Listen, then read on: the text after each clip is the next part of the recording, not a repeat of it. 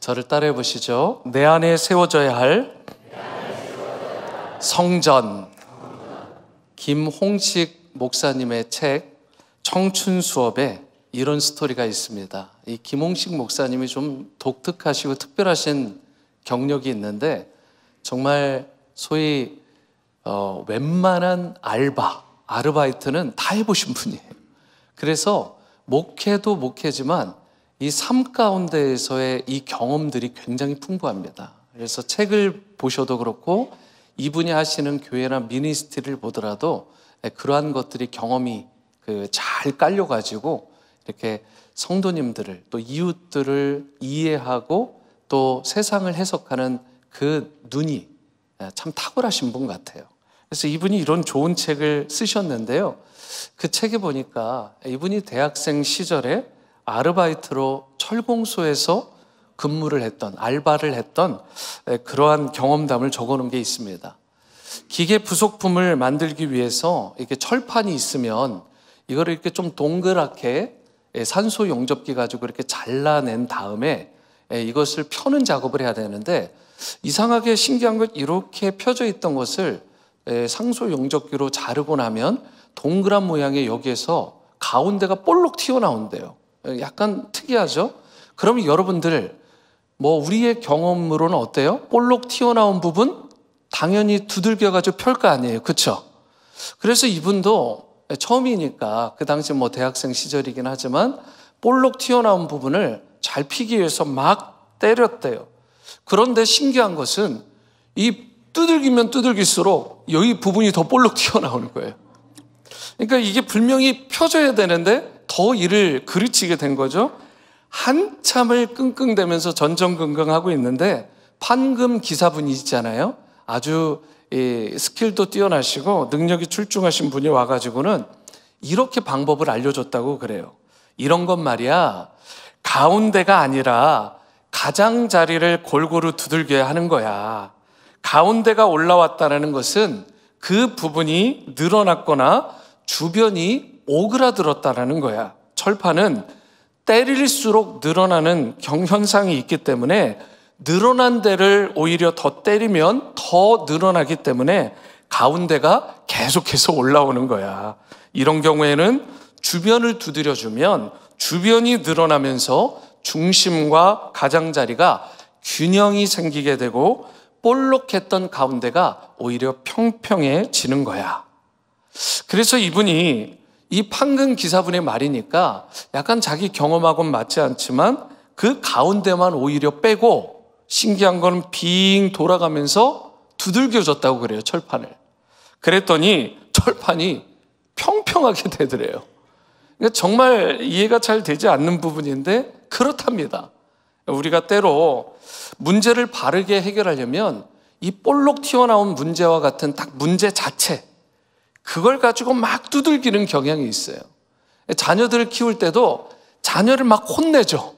이 부분 문제 하나 가지고 막 혼내요. 사실은 그 아이가 그런 행동을 하기까지, 어떤 사람이 그 문제를 일으키기까지 주변에 수도 없이 많은 일들이 이 아이에게 또 이 사람에게 쌓여 있는 거예요. 그것들이 축적되어서 이 문제가 불거진 것입니다.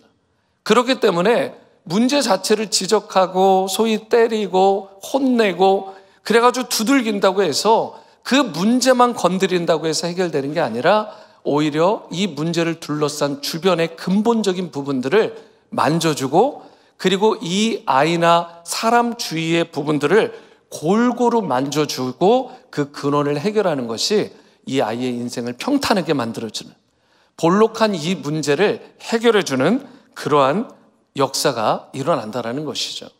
고린도전서 3장 16절에서 17절에서 보면 너희는 너희가 하나님의 성전인 것과 하나님의 성령이 너희 안에 계시는 것을 알지 못하느냐? 누구든지 하나님의 성전을 더럽히면 하나님이 그 사람을 멸하시리라. 하나님의 성전은 거룩하니 너희도 그러하니라. 여러분, 우리가 하나님의 성전임을 분명하게 말씀하고 있잖아요. 우리가 하나님의 성전입니다. 여러분, 그러면서 하나님의 성전이 거룩하신 것처럼 너희도 거룩해야 돼, 이렇게 말씀을 하고 있는 것이죠. 그래서 나 자신에게 일어나고 있는 그 문제 자체에만 내가 함몰될 것이 아니라 그러한 문제들, 이 거룩함을 유지하기 위해서 필요한 것들을 내가 주변까지 잘 살펴서 폭넓게 해결하는 것, 여러분, 이것이 우리 가운데 지혜라는 것이죠. 우리의 인생에는 자신도 모르게 쌓여있는 이 문제가 될 만한 찌꺼기들, 허물들이 있어요. 그런데 이러한 부분들을 잘 살펴주고 반드시 이 넓게 주변 가운데 깔려있는, 중심에도 깔려있는 이 허물과 찌꺼기들을 반드시 제거할 필요가 있다는 것입니다. 여러분들의 삶은 어떠십니까? 이러한 찌꺼기들, 즉 오랫동안 내 인생 가운데 알게 모르게 쌓여있던 옛 습관이라든가 옛 성품의 찌꺼기들이 있지는 않으신지, 저는 바라기로 여러분과 제가 우리가 문제가 일어날 때 그 문제 하나에만 집중하고 할 것이 아니라 근원적인 문제, 주변까지 잘 살피되 이렇게 내 안에 오랫동안 축적된 옛 습관들, 그리고 옛 찌꺼기들을 깨끗하게 제거하고 해결함으로 말미암아 주님 안에서 정말 새롭게 변화되고 내 인생이 평탄해지고 주님이 거하실 만한 거룩한 성전으로 회복되어지는 은혜가 있게 되기를 주님의 이름으로 축원합니다. 오늘 말씀을 통해서 우리가 어떻게 할 때 내 안에 오랫동안 쌓여있던 이 옛 습관들, 옛 성품의 찌꺼기들을 잘 제거하고 주님이 기뻐하시는 삶, 새로운 성전된 삶을 내 안에 세울 수 있을지, 이 부분을 살펴보고자 합니다. 첫 번째로 우리가 새로운 삶, 새로운 성전을 내 안에 세우기 위해서는 먼저 마음을 깨끗하게 해야 하는 것입니다. 마음을 깨끗하게 해야 됩니다. 15절 말씀을 보십니다. 노끈으로 채찍을 만드사 양이나 소를 다 성전에서 내쫓으시고 돈 바꾸는 사람들의 돈을 쏟으시며 상을 엎으시고. 여기에 보시면 성전 안에 양이나 소를 판매하는 장사꾼들이 있었다라는 것을 알 수 있어요. 그러면 여러분과 제가 좀 이상하게 봐야 되는 대목이잖아요. 오늘날의 교회와 비교해 보면 여러분 장사치가 없잖아요. 교회 안에 누가 양이나 소를 팔지 않잖아요. 그런데 왜 있었을까? 여러분, 특별히 성전에서, 밖에서도 아니고 성전에서 버젓이 양과 소를 팔았던 부분에 대해서 우리가 좀 퀘스천을, 문제 제기를 해볼 필요가 있습니다. 유월절이 유대인들 사회에서 최고의 명절로 뽑힙니다. 그런데 이때가 되면 수많은 유대인들이, 그러니까 디아스포라 유대인들도 있잖아요. 전 세계에 흩어진 이들까지도 예루살렘에 와서 제물을 드리면서 제사를 드리게 돼요. 그래서 예수님 당시 유월절에 한 히스토리를 보니까 예루살렘에서만 잡게 되는 이 양의 수가 당시에 25만 6천 마리 정도 됐다고 그래요. 웬만해선 놀라지 않으세요? 25만 6천 마리가 되었는데 매년 6월절마다 하여튼 생각을 해보세요. 이 성전에서 또 그게 잡잖아요.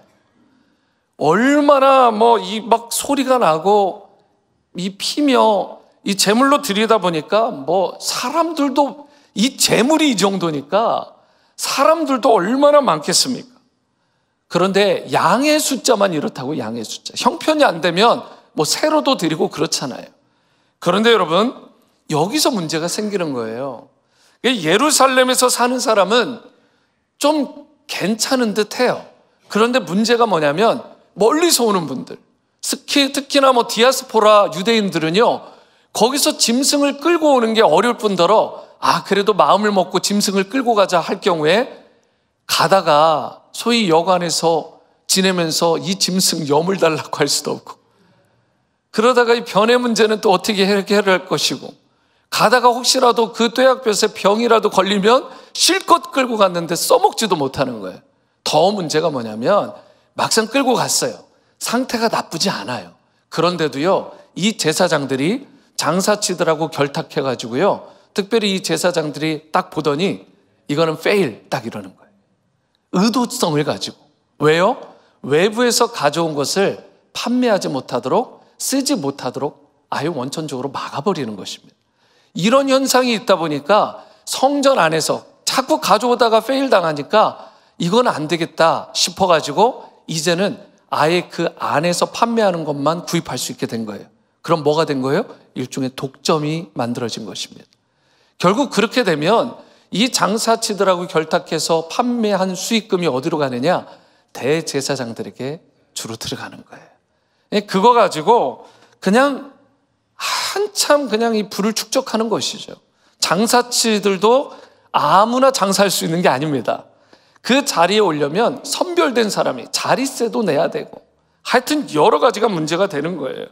그러니까 안으로부터 골마지기 시작하는 것이죠. 이걸 예수님이 보신 것입니다. 이런 형편없는 상황. 거기다가요, 유대인들이요 1년에 한 번씩 세금을 내요. 그 세금 중에 특별히 성전세가 있는데 이것을 세겔로 내게 됩니다. 반세겔을 내게 되는데, 세겔이라는 것은 사실은 로마의 화폐 단위가 아니잖아요. 그러니까 유대인들의 돈인데, 다시 강조드리지만 주로 지금 이 상업 가운데 돈을 주고받는 것은 로마의 화폐란 말이에요. 근데 로마의 화폐는 있지만 유대의 돈은 없어요. 그럼 어디에서 환전을 할까요? 성전에서도 환전을 해요. 이 성전이 이 장사치들로 말미암아 양이나 소도 판매할 뿐만 아니라 이제는 환전상 역할까지 하는 거예요. 그런데 더 문제가 되는 것은 오늘날도 환전상들이 뭐 돈을 좀 수익을 그 안에서 넘기긴 하지만, 받아먹긴 하지만, 이 당시에 기록에 따르면 20에서 25%를 환전 수익을 받았대요. 그러니까 엄청나게 큰 돈이잖아요. 결국은 이러한 부분들을 예수님이 딱 보시니까 마음이 너무 아프신 거예요. 너무 아프신 거죠.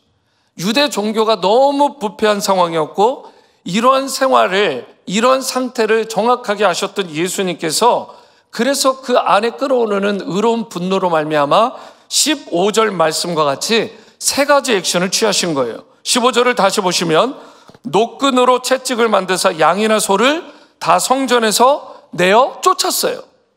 그리고는 돈 바꾸는 사람들의 돈을 그냥 쏟아버리시고요, 상은 엎어버리셨습니다. 여러분, 예수님의 첫 번째 액션은 내쫓았어요.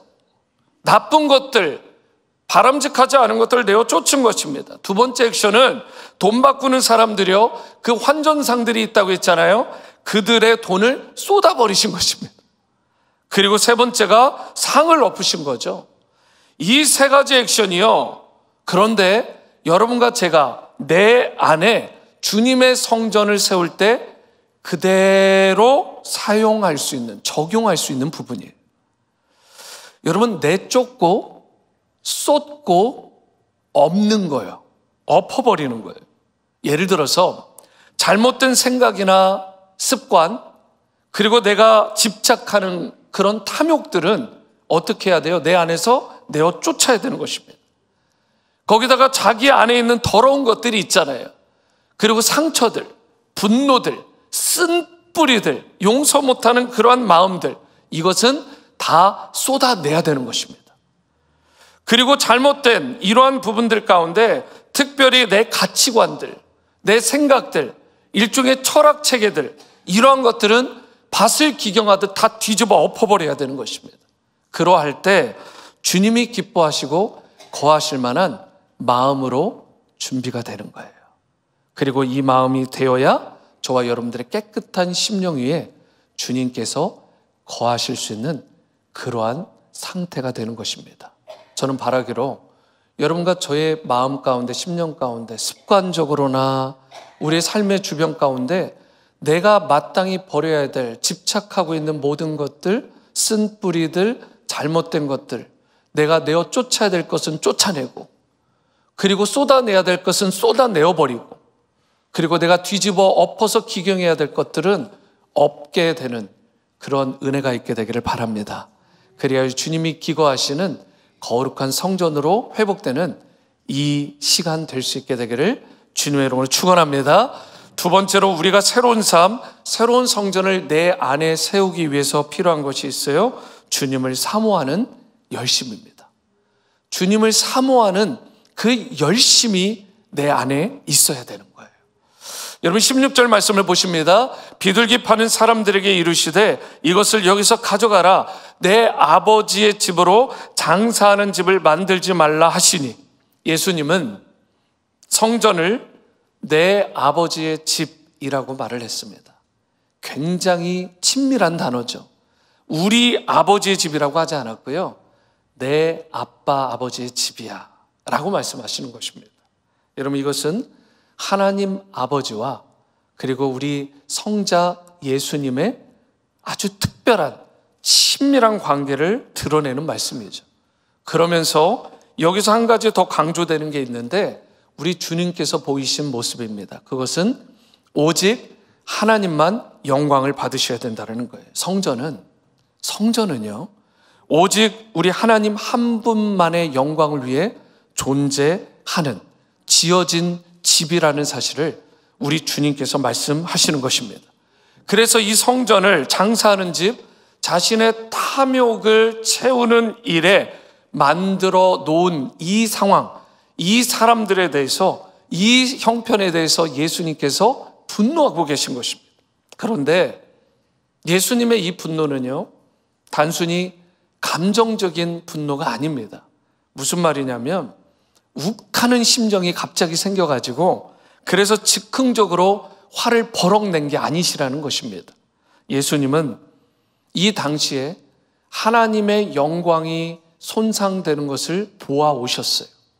그리고 하나님을 사모하는 그 마음, 하나님을 사랑하는 그 열정 때문에 그 안에서 거룩한 분노, 거룩한 의분, 거룩한 열심이 그 예수님을 통해 드러나게 된 것입니다.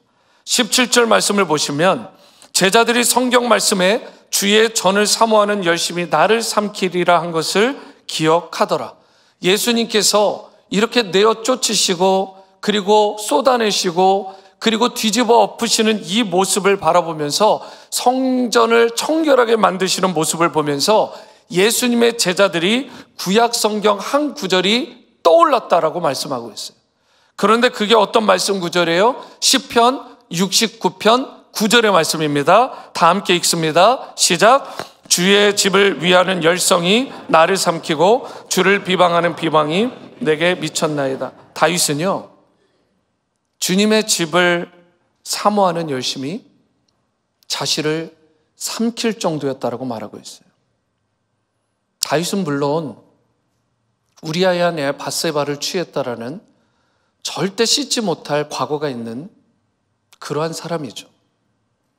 하지만 성경에 전체적으로 봤을 때, 특별히 오늘 이러한 시편 69편 9절의 말씀과 같이 이런 말씀을 봤을 때 다윗은요 하나님을 향한 그 열심과 하나님을 향한 그 순전한 사랑이 그 누구와도 비교할 수 없을 만큼 대단한 인물이었습니다. 뿐만 아니라 하나님과 하나님께 속한 모든 것을 향한 열심이 특심했어요. 그 중에 대표적인 것이 하나님을 향한 성전, 곧 하나님이 거하시는 곳이기 때문에, 하나님 때문에 바로 그 하나님을 향한 열심, 그 열성이 자신을 삼킬 정도였다라고 고백하고 있습니다. 그리고 하나님은 그 다윗의 인생을 끝까지 책임져 주신 것입니다. 그리고 이 땅 가운데서도 그의 인생을 우뚝 세워주시고, 하나님이 성전을 지을 때 그 모든 중기 작업을 할 수 있도록 풍성한 것들로 채워주시고 그 마음을 기뻐 받아주신 그러한 인물이 바로 다윗이라는 인물입니다. 저와 여러분들이 진정 주님께서 거하실 만한 처소로, 성전으로 나의 심령이, 나의 영혼이 구비가 되고 세워지려면 바로 이 다윗과 같은 하나님을 향한 열성, 하나님께 속한 것들에 대한 열심이 특심인 그런 여러분과 제가 되어야 될 줄로 믿습니다. 하나님을 향한 사랑하는 마음도 없이, 그분을 향한 특별한 열심도 없이 어떻게 주님께서 거하실 만한 성전이 내 안에 이루어지기를 기대하겠습니까? 오늘 여러분과 저의 마음 가운데 그분을 사모하는, 우리 주님을 사랑하는 그 열심이 특심이 되어서 우리의 심령도 거룩해지고 성결해지고 주님이 기뻐하시는 그러한 성전으로 다 세워지는 은혜가 있게 되기를 바랍니다. 주님을 향한 열심이요. 여러분, 지난 주 중에 이 지역사회에 큰 뉴스가 있었죠. 물론 다 큰 뉴스라고 볼 수도 있지만 좀 더 큰 뉴스가 하나 있었습니다. 제가 우튼 하이스쿨 근처에 살고 있는데 거기에 방송국 차량들이 몇 대가 와 있었어요. 그것도 며칠을 거기 스테이를 했습니다. 아시는 분들은 아시겠지만 총기 난사를 예고한 고등학생이 체포가 된 거예요. 물론 학교에서 체포된 건 아니고요. 이 용의자는요, 우튼 고등학교를 직접 다니는 학생은 아니었습니다. 우튼 학교에서 제공하는 원격 수업에 참여하던 학생인데요. 2022년 말 이후에는 학교에 등교하지도 않았습니다. 근데 용의자는요, 나중에 취조하고 확인해 본 결과 자기가 유명해질 목적으로 먼저는 1차적으로 초등학생을 대상으로 범행을 저지를 계획을 세웠었어요. 그러면 자기가 일약 스타가 될 거라고 생각을 한 거예요.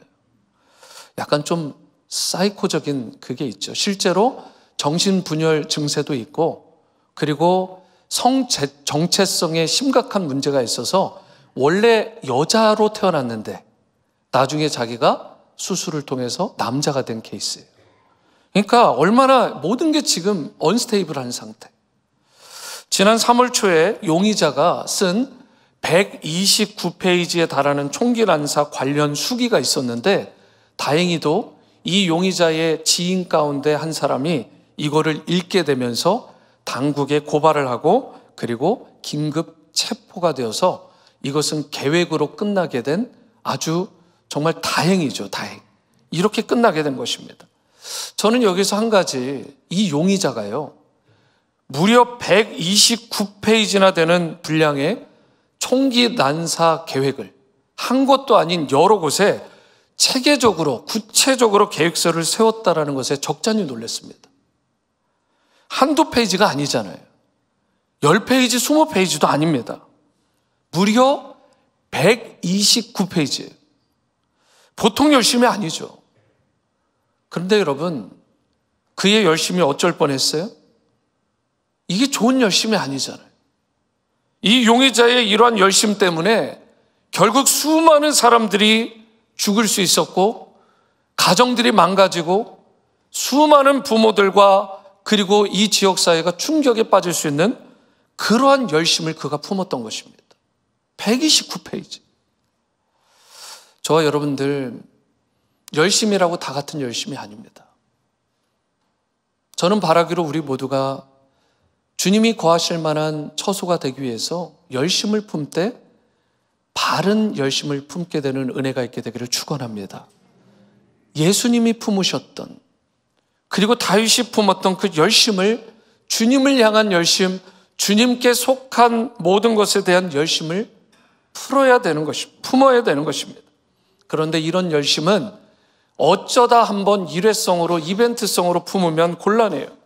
평소부터 일상 가운데 저와 여러분들이 이런 거룩한 열심을 품어야 되는 것입니다. 예수님처럼. 다시 말해, 하나님을 향한 사랑과 그 사랑의 감격과 열정이 내가 30년 전에 있었지, 내가 20년 전에 있었지, 10년 전에 있었지. 여러분, 그렇게 고백하는 것은 참 곤란합니다. 여러분, 제가 다행인 것은 저희 교회 안에서 그런 분들을 거의 못 만나봤어요. 그런데 제가 목회하는 현장마다 꼭 듣게 되는 이야기가 있어요. 이제는 은퇴하시고 나이도 지긋하신데 본인이 청년 시기에 열심한 걸 아직까지 얘기하고 계세요. 심지어 중고등학교 때 열심히 있었던 이야기를 하세요. 제가 참 묻고 싶더라고요. 입이 여기까지 멈췄어요. 지금은 어떠시냐고. 여러분, 1년 전, 10년 전 거, 20년, 30년 전 것이 안 귀하다는 말은 아닙니다. 하지만 예수님을 보세요. 다윗을 보십시오. 주님을 향한 그 사랑, 주님의 전을 향한 그 열심이 그 거룩한 열심이 결코 식으신 적이 없어요. 저와 여러분들이 과거의 그 열심으로 만족하는 그러한 성도가 되지 않게 되기를 바랍니다. 오늘 바로 이곳에서 주님께서 물으신다면, 주님께서 점검하신다면 기꺼이 제가 주님을 사랑합니다, 주님을 향한 열심이 특심인 여러분과 저의 심령으로 거듭나는, 확인되는 이 예배의 시간이 될 수 있게 되기를 축복합니다. 그러할 때 여러분과 제가 드리는 예배가 살아날 수 있게 되는 것이고, 주님을 위한 그러한 일들이 풍성한 열매를 맺을 수 있게 되는 것입니다. 그러므로 여러분과 제가 진정으로 주님이 거하시고 기뻐하시는 성전으로 새롭게 세워지기를 원한다면 주님을 사랑하는, 주님을 사모하는 그 뜨거운 열정이 회복될 수 있게 되기를 주님의 이름으로 축원합니다. 세 번째이자 마지막으로 내 안에 새로운 성전을 세우려면 반드시 부활의 능력으로 충만해져야 되는 거예요. 부활의 능력으로 충만해야 합니다. 19절 말씀을 보십니다. 예수께서 대답하여 이르시되 너희가 이 성전을 헐라 내가 사흘 동안에 일으키리라. 그랬더니요, 예수님이 이렇게 말씀하신 거잖아요. 친히 말씀하셨는데 유대인들이 뭐라고 질문을 하고 반문을 해요? 20절이요. 유대인들이 이르되 이 성전은 46년 동안의 지역권을 내가 3일 동안에 일으키겠느냐 하더라. 유대인들이 말하는 것과 예수님께서 처음 부분에 말씀하신 부분이 완전히 다른 의미로 지금 이해되어지고 있는 부분이에요. 유대인들이 말하는 성전은요, 헤롯 성전이라고 불려지는 성전입니다. 구약시대 때 보면 두 개의 성전이 존재하죠. 첫 번째 성전이 솔로몬의 성전입니다. 지난주에 우리가 열왕기서를 통해 큐티하고 있는데 그 큐티에 나와 있는 성전이 봉헌되잖아요. 여러분, 그것이 바로 이 솔로몬의 성전이에요. 최초의 성전이죠. 그 전에는 타버너클이라고 불려지는 성막이었어요. 그런데 이 템플, 성전이 지어졌는데 나중에 바벨론 포로기 이후에 스룹바벨이라는 사람을 통해서, 그 사람을 통해서 제2의 성전이 세워지게 됩니다. 그래서 지금 헤롯 성전이라고 불려지는 성전은 사실 헤롯이 세운 성전이 아닙니다. 헤롯은 성전 자체를 세운 게 아니라 스룹바벨이 세웠던 성전을 일종의 리모델링 하면서 플러스 증축을 한 거예요. 그래서 이 기간 동안 이것을 증축하고 리모델링을 했는데 46년이 걸렸답니다. 그리고 예수님이 활동하던 이 시기쯤에 이 헤롯 성전이 마무리가 된 거예요.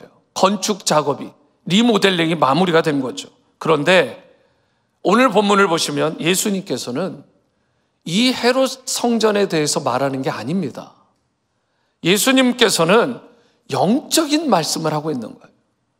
굉장히 예수님은 자신에 대해서 포커스를 맞춰서 부활의 개념을 설명하고 있고 성전된 예수님에 대해서 설명하고 있는데요, 유대인들은 유독 눈에 보이는 헤롯 성전에 대해만 지금 포커스를 맞춰가지고 그 부분이 볼록 튀어나온 거예요. 자신들이 아는 이 부분이 전부라고 생각을 한 것입니다. 주변을 전혀 살피지 못하고 전반적으로 내용을 보지를 못하는 것입니다. 유대인들이요, 육신적 개념으로 성전을 보고 나니까 자꾸 여기에만 함몰이 되니까 46년 걸려 증축된 건물인데 어떤 실력을 가졌길래, 어떤 위대한 능력을 가졌길래 이것을 사흘 만에 지을 수 있냐는 엉뚱한 질문이 여기서 나온 것입니다. 볼록 튀어나온 거죠. 여러분, 예수님의 말씀은 그게 아니잖아요. 그런 의미가 아닙니다. 21절을 보실까요? 그러나 예수는 성전된 자기 육체를 가리켜 말씀하신 것이라. 예수님께서 말씀하신 성전을 짓는다라는 이 진정한 의미가 무엇이냐면 예수님께서 십자가에서 죽으실 뿐만 아니라, 죽으시는 것으로 끝나시는 것이 아니라 사흘 만에 부활하셔서 여러분과 저를 포함한 우리 모두의 구원자가 되시는 그 위대한 사건을 말씀하신 거죠. 그렇기 때문에 예수님이 말씀하신 성전의 개념은 건물이 아닙니다. 예수님 자신을 말씀하는 거예요. 그래서 여러분 질문합니다. 교회가 뭐예요? 교회는 예수님의 몸인 것입니다. 실제로 사도 바울이요, 예수님의 몸이라는 개념으로 교회를 접근했어요. 그리고 여러분과 저에게도 물을 때도 교회가 무엇이냐라고 질문을 한다면 당연히 예수님이 말씀하셨듯, 사도 바울이 이야기를 했듯 예수님의 몸을 교회라고 말할 수 있어야 되는 것입니다. 교회는 Body of Christ, 예수 그리스도의 몸이에요. 예수님 자체가, 예수님의 몸 자체가 성전이 되는 줄로 믿으시기 바랍니다. 그래서 여러분, 교회의 주인은, 머리는 예수님이십니다. 할렐루야. 여러분, 누구도 주인이 될 수 없고요. 그리고 여러분과 저는 그 예수님의 몸, 예수님이 주인이신 그 교회를 세우는, 성전을 세워나가는 지체들로 귀하게 쓰임받게 되는 것입니다.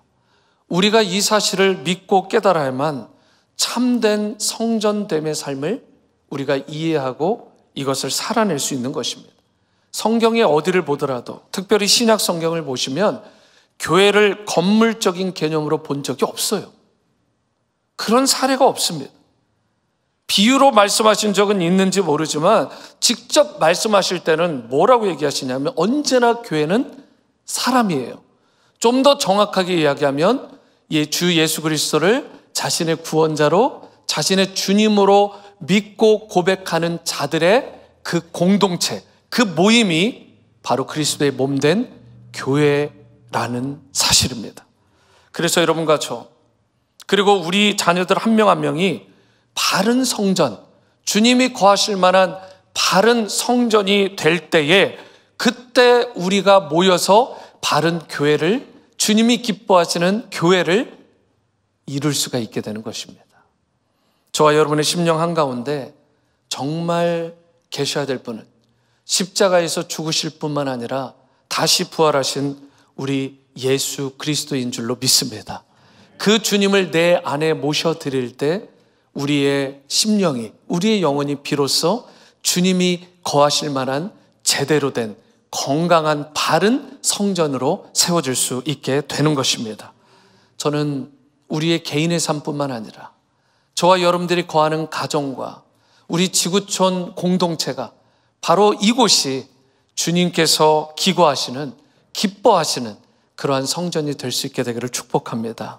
우리가 비록 외형이나 가진 것들이 좀 부족해도요, 여러분과 저희 심령 가운데 부활하신 예수님의 그 거룩하신 영이 임하시기만 하면, 거하시기만 하면 세상이 결코 감당할 수 없는 능력의 인생들로 세워지게 될 것입니다.